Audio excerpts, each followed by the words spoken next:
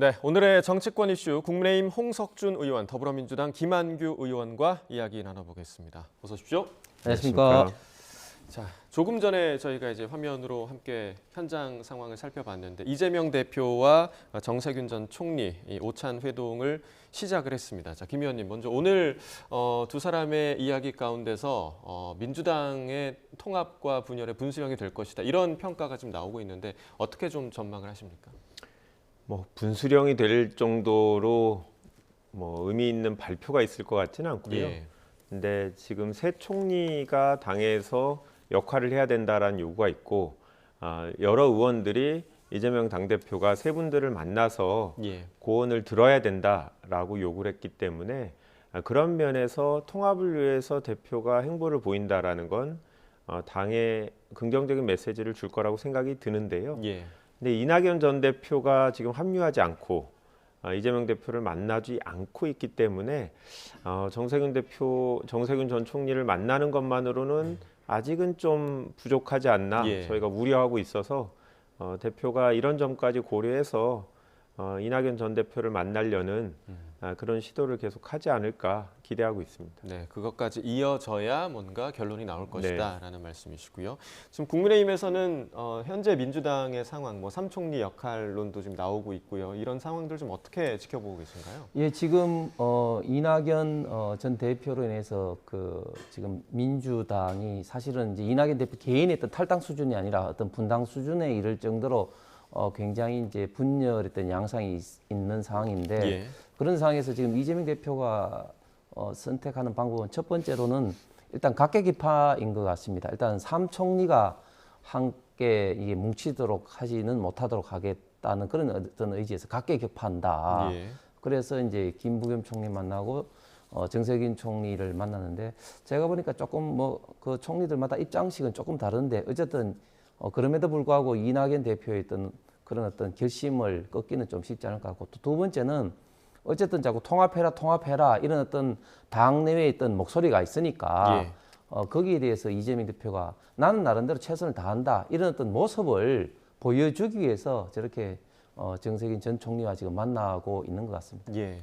자, 이후에 이제 오찬 회동 이후에 아마 이제 브리핑이 또 있을 것으로 보이는데 오늘 권칠승 수석 대변인이 배석을 한다고 하니까 이후에 브리핑 내용도 저희 뉴스에서 좀 전달해 드리도록 하겠습니다. 자, 오늘 국민의힘 그 비대위원 발표 관련된 이야기를 좀 나눠 보자면 자, 위원장을 포함해서 11명이었습니다. 2명은 당연직 위원 그리고 8명 그리고 김혜지 의원과 또 7명의 정치권에 없었던 인사가 있었습니다. 자, 가장 눈에 띄는 인사가 있다면 좀 어떤 분이었나요?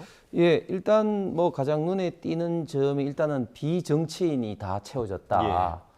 각 해당 분야 어떤 전문가들 내지는 정말 그 불우한 어떤 시설에서 자란 대표적인 어떤 자립 청년을 대표하는 이런 어떤 비정치인들이 이제 채워졌다는 점. 그리고 또 중도 확장성 어떤 그런 어떤 측면에서 사실은 어떤 저희 전통적인 어떤 우파 지층이 아닌 어떤 중도층에 있는 분들, 특히 과거의 어떤 운동권이라든지 좌파에 있던 분들 중에서 좀 전향 내지는 지금 현재 강하게 지금 비판하시는 그런 어떤 분들 중심으로 됐고 또 예측은 했습니다만은 상대적으로 다 이제 젊은 어떤 그 70년대생과 그리고 또 여성들도 굉장히 좀 많이 들어온 것 같습니다. 그래서 전반적으로는 한동훈 비대위원장이 들어와서 어떻게 할 거다. 이제 소위 말해 중수층, 중도, 수도권 그리고 이제 청년 어떤 외연 확장을 위해서 이렇게 할 거라는 예측은 했습니다만은 상대적으로 굉장히 좀 세게 어떤 중도, 특히 운동권 세력을 비판하고 과거에 운동권에 몸담았지만 제대로 어떤 실체를 아시는 어떤 분들이 많이 좀 비대위원으로 들어왔다. 이런 어떤 생각이 듭니다. 네, 그러니까 이제 중도, 비정치인, 그러니까 이런 것들을 보자면 사실상 그 한동훈 위원장의 혁신의 의지가 좀 비치는 그런 인사가 아닌가 생각이 드는데 좀 어떻게 보셨나요? 저는 전혀 그렇게 보여지진 않는데요. 한동훈 장관이 이제 사퇴하고 비대위원장으로 취임하면서 한 얘기 중에 이제 586의 특권 정치를 얘기했어요. 그런데 기본적으로 요번에 지금 비대위원 임명된 분들 중에 두 분 이제 김경률 그리고 또 민경우 이 두 분은 586들에 대한 비판을 많이 하시던 분이죠. 예. 근데 결국 이번 총선을 이 586에 대한 공격, 586 기득권 세력으로 민주당을 프레임을 씌워서 이런 대결 정치를 하시겠다라고 생각하시는 것 같은데 이 부분에 대해서 판단을 잘못하시는 것 같아요. 지금의 국민의힘이 지지도가 낮은 것은 그리고 국정 지지도가 낮은 것은 586에 대한 공격을 제대로 못했기 때문은 아니거든요. 그동안 586에 대한 공격은 10년 이상 계속 보수 정권에서 해오던 보수 정당에서 해왔던 건데 예. 그로 인해서 특별히 더 얻어갈 건 없다. 지금 국민의힘에 부족한 것은 이 불통, 소통하지 않는다는 이 이미지를 회복해야지만 아까 말씀하신 중수청으로 나아갈 수 있는 거지. 예. 지금 민주당에 대한 공격을 더 세게 한다고 해서 뭐 강성 지지층은 모여지겠죠, 보수에.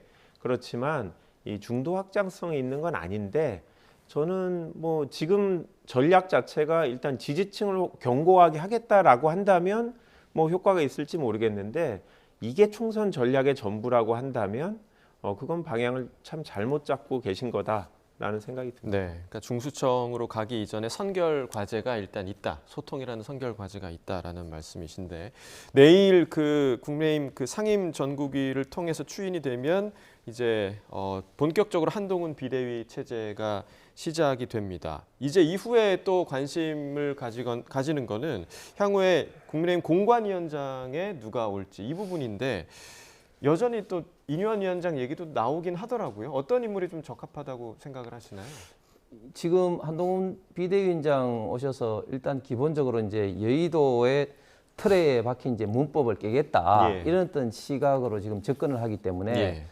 사실 어떤 분이 공관위원장을 올지 사실 예측이 그 전보다는 훨씬 더 어려워졌습니다. 예, 그 전에는 사실은 예를 들면 이제 뭐 그 몇 분들 뭐 예측이 이제 김병준 위원장이라든지 김한길 위원장이라든지 뭐 이런 분들이 예측이 좀 됐었는데 지금은 한동훈 비대위원장이 지금 비대위원을 임명한 것을 보더라도 사실은 그 정말 그 어려운 어떤 시설에 있던 어떤 분도 있고 장애인을 어떻게 보면 상징적으로 대표하는 분 또 인구 관련된 대표적으로 이 분야에 관련된 어떤 전문가 그리고 의료 분야 중에서도 해외에서 굉장히 많이 지금 이제 봉사하시는 분들이 지금 이제 비대위원으로 들어오셨단 말이죠. 예. 이런 분들을 모시는 거 보면 한동훈 위원장만의 확실한 어떤 그런 칼라와 어떤 그런 시각이 있다고 생각을 합니다. 그래서 결론은 일단 한동훈 비대위원장이 취임사에서 밝혔듯이 자유민주주의와 시장 경제를 가장 중요하게 생각하는 우리 그 국민의힘 입장에서는 어떤 그런 어떤 측면에서 혁신을 하고 그러면서도 경쟁을 촉진할 수 있는 그런 어떤 예외 없는 원칙을 어떤 구현할 수 있는 공천이라는 가장 중요한 어떤 자리에서 구현할 수 있는 그런 분을 공관위원장으로 모셔오지 않을까 그렇게 좀 추측을 해봅니다. 예, 사실 오늘로 예정된 정치권의 여러 가지 일정 중에 가장 관심이 가던 일정 중에 하나가 한동훈 비대위원장과 이재명 대표의 이제 상견례 소식이었습니다. 관례적으로 이제 하던 일정이죠. 근데 이 일정이 미뤄졌거든요. 그러니까 어제도 사실 한 위원장과 이 대표의 설전이 있었는데 그것 때문인지 또 어떤 이유 때문일까요? 일단 감정이 별로 안 좋지 않을까요? 이제 통상 뭐 일주일 내에 상견례를 하기 때문에 뭐 아직 시간은 있다라고 생각하고요. 예. 그런데 이제 한동훈 비대위원장이 당 대표의 역할을 하시는 거잖아요. 그렇다고 하면 싫건 좋건 결국 여러 뭐 자리에서 만나서 대화도 하고 논의도 해야 되는데 예. 지금 취임 일성부터 시작해서 계속 민주당을 적으로 세우고 또 민주당의 당대표와 또 당대표를 지지하는 민주당의 소속 의원들만이 아니라 지지자들까지 전부 다 비합리적인 판단을 하는 사람으로 치부를 하고 있는데 과연 이런 상황에서 여의도에서 대화 타협의 정치를 할 수 있는 건가? 예. 저는 상당히 그러니까 걱정이 되고 지금 두 분이 만난다고 해서 뭐 축하한다라는 얘기 외에 무슨 더 발전적인 논의를 할 수 있을까? 그러니까 형식적인 만남밖에 그렇죠. 안 될 것이다. 네, 그런 면에서 우려가 됩니다. 그러니까 네. 그 어제 이제 한동훈 위원장 그 방금 전 영상으로도 보셨습니다만 검사 사칭한 분을 절대 존엄으로 왜 민주당은 모시고 있느냐 네. 이런 센 발언을 네. 했습니다. 당내 반발도 좀 있었을 것 같아요. 절대 존엄이라는 게 북한에서 쓰는 용어잖아요. 예, 예, 예. 그거는 되게 전략적으로 민주당을 좌경화, 정권 뭐 정당처럼 만들려는 그런 의도라고 보는데요. 예.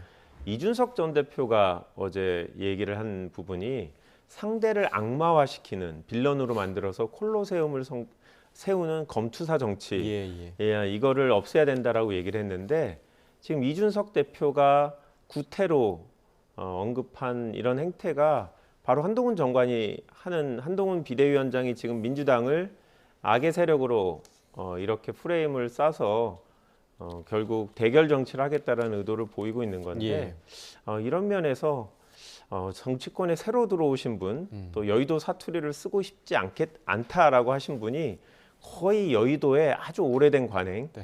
어떻게 보면 항상 그렇게 하면 뭐 성공했다라고 보는 이런 악마화 정치를 하시는 것 같아서 예. 글쎄요, 뭐 이렇게 계속 하신다고 하면 뭐 결국 정치권에서 혁신이라는 건 없어지는 거 아닌가. 나름 젊은 분이 새롭게 들어왔기 때문에 일말의 기대가 있는데 예. 그런 기대를 깨지 않았으면 하는 바람입니다. 예. 저기 예. 제가 거기서 예. 정말 그 김한교 의원이 중요한 이야기를 하셨는데 지금 우리 정치가 너무 어떤 극단적인 갈등이 있다 보니까 상대를 지금 악마화하는 경향이 있죠. 그런데 저는 민주당 이런 면에서 정말 반성해야 될 봅니다. 예를 들어서 지금 영부인인 김건희 여사를 처음부터 끝까지 지금 악마화를 하고 있어요. 예를 들어서 줄리에서부터 시작을 해서 그것이 다 거짓으로 드러났는데도 거기에 대해서 사과 한마디 없습니다. 대통령 부인이 되시고 난 다음에 해외 순방을 가서 캄보디아에 하나를 안는 그런 것도 쇼를 했다고 다 그런 것들이 거짓으로 드러났는데도 거기에 대해서 사과 한마디 없습니다. 또 대통령이 또 야당 대표 이재명 대표를 만나지 않는다고 불통이다 그렇게 비판을 했는데 막상 또 김기현 대표라든지 또 이번에 또 한동훈 또 비대위원장이 또 만나자고 이야기를 하면은 만나서 무슨 의미가 있느냐 그런 식으로 또 만남 자체를 또 회피 내지는 그 의미를 또 격화를 또 시켜버립니다. 그러니까 정말 이런 악마화하는 이런 어떤 프레임은 정말 민주당에서 반성을 해야 되는 것이고 저는 한동훈 장관이 특별히 언급한 것이 민주당 전체의 어떤 진영을 이야기한 것이 아니라 과거 좌파 진보의 가장 장점이 사실은 도덕성이었는데 지금의 어떤 이재명 대표의 민주당은 이재명 대표의 사법 리스크를 방탄하기 위해서 수많은 지금 현역 의원들 중에 사법적인 문제가 있음에도 불구하고 아무런 사과 없이 송영길 대표 같은 경우는 그냥 이젠 탈당했다고 무시를 한다든지 현역 의원들 중에서 수많은 사법적인 있는 어떤 분들에 대해서 사과 한마디 없는 도덕적인 어떤 치명적인 문제점을 갖고 있는 어떤 그런 민주당에 대해서 비판을 한 것이다. 예. 저는 그런 점은 상대 진영 전체를 좀 악마화했다. 이렇게 좀 확대 해석하는 것도 잘못이라고 봅니다. 그 한동훈 위원장의 이제 어제 발언 같은 경우는 뭐 법무부 장관 때도 이런 수위가 센 발언들을 계속 하셨습니다만 이제 여당의 대표인데 이런 발언들을 계속 해도 되느냐 이런 또 우려의 목소리도 있거든요. 왜 저런 발언이 나왔냐면 계속해서 이제 그 민주당에서는 검찰 독재다. 검찰 탄압이다. 그래서 검사 프레임으로 이제 이야기를 하니까 결국 이제 한동훈 장관이 검사란 존재 자체는 국민을 보호하기 위해서 범죄자들을 수사하는 그런 어떤 역할을 하는 어떤 직업이다고 이야기를 하면서 그렇게 검사를 악마화하는데 왜 민주당은 검사 사칭하는 어떤 사람을 대표로 하느냐 이런 식으로 이제 연결이 됐던 것이죠. 예. 이후에 이제 한동훈 위원장과 이재명 대표의 만남의 모양새가 어떨지 아마 많은 분들이 좀 주목하실 것 같고요. 이준석 전 대표 이야기를 좀 해보겠습니다. 어제 이준석 전 대표가 국민의힘 탈당을 했습니다. 여러 가지 이야기를 했죠. 당을 떠나는 이유도 설명을 했고요. 또 윤 대통령을 향한 좀 비난도 있었고 총선 전에는 결합이 없다 선을 그은 발언도 있었습니다. 자, 이 전 대표의 신당에 대해서 향후 좀 어떻게 좀 예상을 하십니까? 저는 아마 2027년 대선까지 본 행보라고 생각을 하거든요. 예. 그러니까 당장 내년 총선에서 뭐 몇 석을 얻을지 모르겠지만 일단 원내 정당으로 진입할 수 있을 거라고 생각이 들고요. 저도 처음에는 결국 국민의힘을 떠나지 못하거나 아니면 떠나더라도 대선 전에 결합하지 않을까 이런 생각을 했었는데 예. 이준석 대표의 행보를 봐서는 본인이 얘기한 대로 대선 전에 다시 돌아가는 일은 별로 없을 것 같고요. 예. 아마 뭐 아주 다수의 의석을 얻지는 못하겠지만 이준석 대표 입장에서는 독자적인 정치 세력을 만들어서 예. 결국은 보수의 통합은 2027년 대선까지 이루어질 거라고 보고 그 전에 자기 목을 만드는 것이라고 생각하는데요. 예. 한동훈 장관에 비해서 최근에 뭐 뉴스에 노출되는 빈도가 적기는 하지만 한동훈 장관이 비대위원장으로 취임했을 때의 발언과 이준석 대표가 전 대표가 어제 음식점에서 한 기자회견 비교하는 분들이 많거든요. 예. 중도에 계신 분들이 볼 때 과연 이준석 대표의 기자회견이 좀 더 좋은 평가를 받지 않았을까? 이준석이 미래를 그리는 정치인이라는 모습을 보여서 제가 물론 진영은 다릅니다만 예.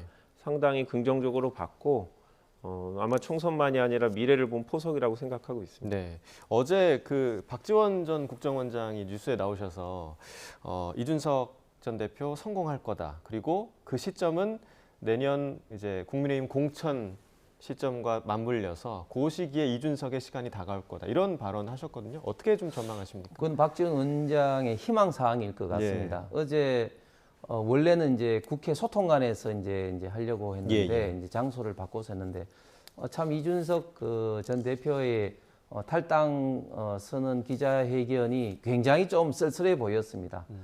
같이 이제 동참하는 어떤 사람들도 없고 또 한동훈 태풍 쓰나미의 어떤 국민적 관심, 언론의 어떤 관심도 이제 다 죽은 상태에서 이제 발표를 했는데 사실 제가 볼 때는 이준석 전 대표 같은 경우는 끝까지 아마 한동훈 비대위원장을 전화를 기다렸을 것 같아요. 끝까지 탈당하고 싶지 않은 어떤 그런 마음이 강했을 텐데 예. 그런데 이제 결국은 이제 뭐 번쩍만쩍 하니까 어쩔 수 없이 본인이 이때까지 이제 했던 말은 있고 해서 탈당 선언을 한 것 같은데 그 탈당을 하면서도 결국은 이제 김기현 대표로 아마 추정이 되는데 총괄선대위원장 제안을 받았다. 그럼에도 불구하고 본인은 나간다고 이야기를 했습니다. 예. 그렇게 이야기를 하면서까지 본인은 이제 탈당을 한다는 것을 밝혔지만 그걸 밝힌다는 자체가 저는 끝까지 당에 좀 남고 싶어 했던 그런 어떤 속마음이 강했던 것 같고 예. 뭐 그럼에도 불구하고 앞으로 이준석 전 대표의 어떤 정치 인생이 끝나냐 그렇게는 생각하지 않습니다. 이제 앞으로 선거법에 따라서 연동형 비례제로 현행 선거로 했을 때는 조금 더 비례했던 어떤 활동의 어떤 공간이 이제 열리는 것이고 예. 병립형으로 되면 제가 볼 때는 거의 의석을 못 얻을 수 있는 그런 어떤 가변적인 상황은 됩니다만은 어쨌든 굉장히 좀 어려운 어떤 출발을 하게 됐다. 예. 그럼에도 불구하고 저희 당에서 공적인 논평이 이준석 대표가 어쨌든 잘 됐으면 좋겠고 그리고 제가 봤을 때는 이준석 대표가 결론적으로 한동훈 비대위원장이 어떻게 하느냐에 따라 가지고 저희 당과 어떻게 연합을 할지 그런 판가람이 나타날 거라고 봅니다. 예, 잘 됐으면 좋겠다라는 이제 덕담도 지금 좀 해주셨습니다. 자, 이제 민주당 이야기를 좀 나눠보도록 하겠습니다. 민주당이 지난 대선 경선 과정에서의 대장동 의혹 최초 언론 제보자가 이낙연 전 대표의 최측근이죠. 남평호 전 실장으로 밝혀지면서 당내 파장이 상당한 상황인데요. 관련해서 진성준 민주당 의원 오늘 아침 인터뷰 내용 들어보시고 이야기 나눠보겠습니다. 최초 발설하고 제보한 게 이낙연 캠프다. 공식적으로 확인이 된 거죠. 본인들이 스스로 네. 시인한 것이기 때문에 이재명 대표와 영 결별하고 예. 또 민주당을 떠나겠다고 하는 결정적인 어떤 의지를 밝힌 게 아닌가 싶어서 굉장히 걱정스럽고 우려스럽습니다. 이재명 대표로서는 반드시 승리해야 하는 선거이기 때문에 당이 분열되려고 하는 이런 위기에서 어떻게든 당을 통합하고 수습하려고 하는 몸짓은 최후의 순간까지 계속할 것이라고 생각합니다.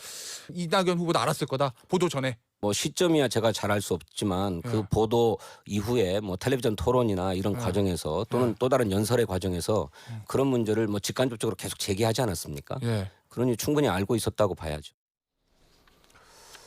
자, 이낙연 전 대표가 탈당하느냐 마느냐가 굉장히 중요한 이 시점에 남평호 전 실장이 지금 시점에 이렇게 기자회견을 하고 고백을 한 이유 좀 어디에 있다고 보십니까?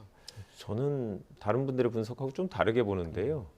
6일 전쯤에 처음에 기사를 쓴 기자분이 예. 이제 다른 사건의 참고인으로 출석을 해서 이낙연의 최측근으로부터 제보를 받았다라고 밝혔거든요. 예.